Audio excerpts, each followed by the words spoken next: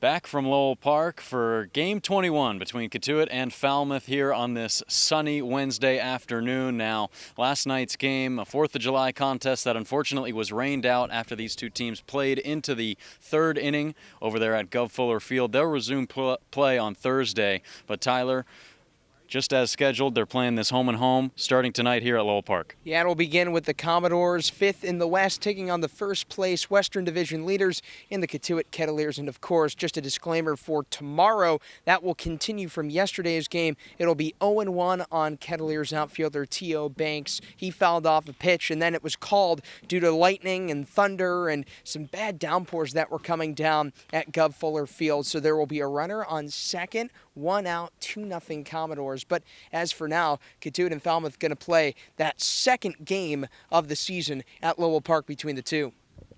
Yeah, it's going to be on the mound tonight for the Kettleers. Chris Kaler out of George Washington going up against Rio Britton out of NC State. And Lily, just what have you seen from Kaler so far this year, and what excites you about this pitching matchup?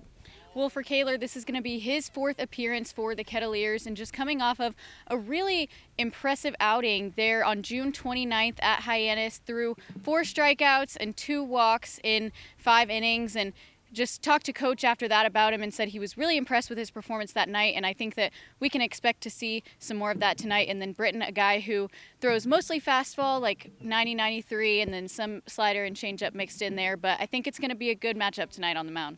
Absolutely, it will be. And Britton making his first start this season after making 22 relief appearances this year at NC State, Tyler. And he's a good thrower, but made a couple appearances so far this year, struggled in a few, but really should be exciting to see him out there today. It really should be, and he's going to go up against some familiar teammates at NC State. He's going to take on Kalai Harrison, who's out of NC State. He'll take on Cannon Peebles, who played his freshman year for the Wolfpack. He'll play next year for the Tennessee Volunteers. But one thing that sticks about between that relationship between the three is that they had a big day on May 19th at Pittsburgh against the Panthers.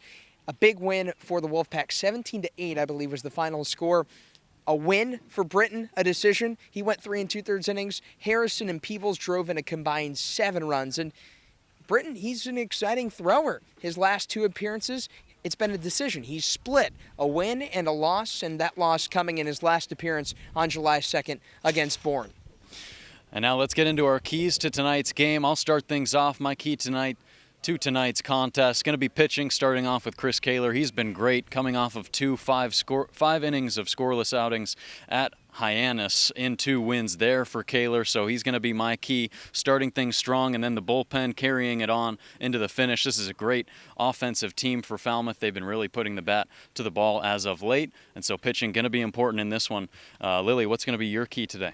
Joe, I'm going to go with strategy at the plate and just being able to draw walks and then pay attention to the strike zone and where the ball's going, and being able to maybe not have the most powerful offense, but at least finding ways to get on base and then getting home after that. And Tyler, your key? I'll go with run support. You look at Kaler's last 2 starts, the Kettleers as a team 1-1, but Kaler's 1-0 in those last 2 starts. He's gone his last 10 innings. They've been scoreless, and they've been good, and he's gotten run support for the most part. Kettleers, they have had their pitchers hold opposing teams to 3 runs or less in 13 games. They are 12-1 during that span, so finding run support is going to be a key for me.